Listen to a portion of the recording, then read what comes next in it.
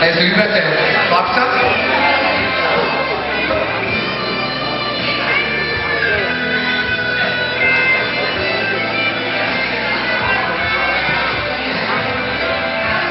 Takže vašou úlohou je obmotať svojho partnera a potom partner musí obmotať vás. Čiže navzájom.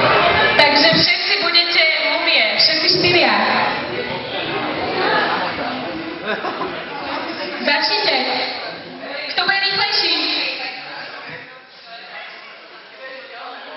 No začali sme už. Ale celé telo, celé.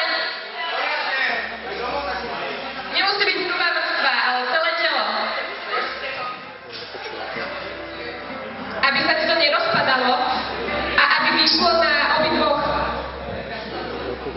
A mumie, ktoré to má na sebe viac, tak vyhrávajú.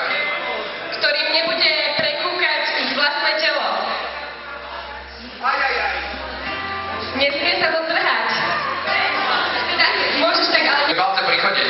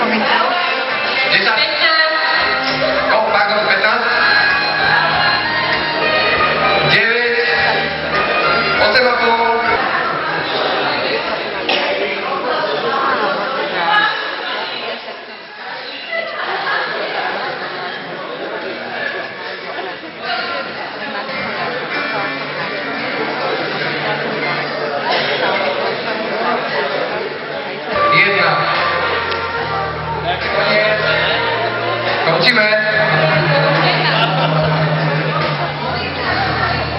Tak, porota teraz sa ujme slova, učí, aký pohyb majú vykonávať a ktorá mu je lepšia.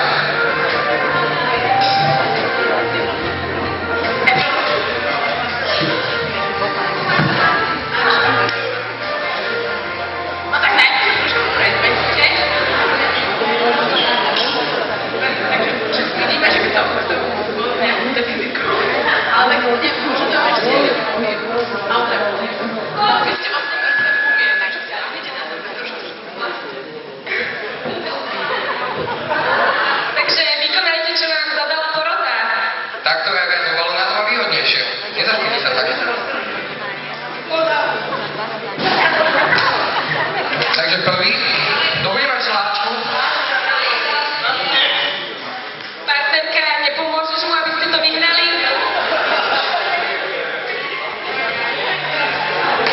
Krásne umienie. A čo druhá dvojka? Vy nič?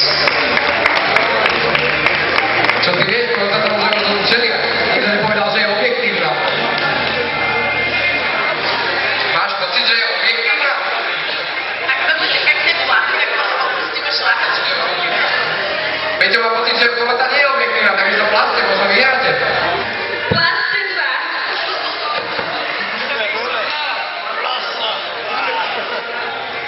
Ale kto sluší?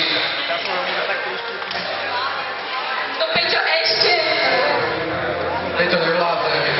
Peťo je príliš ústatný. Viete, on je už taká 500-ročná mumia. No dobre, myslím, že to môžeme ukončiť. A porota sa teraz rozhodne. Pol na. Také pol na pol. Takže sme sa dohodli, že každý dostane šláhačku. Ako sladký dom.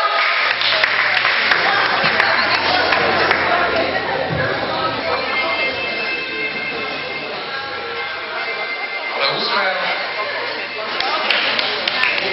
Výborne.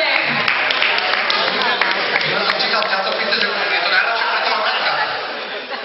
Peťo, nechceš chytať ešte jednu dávku za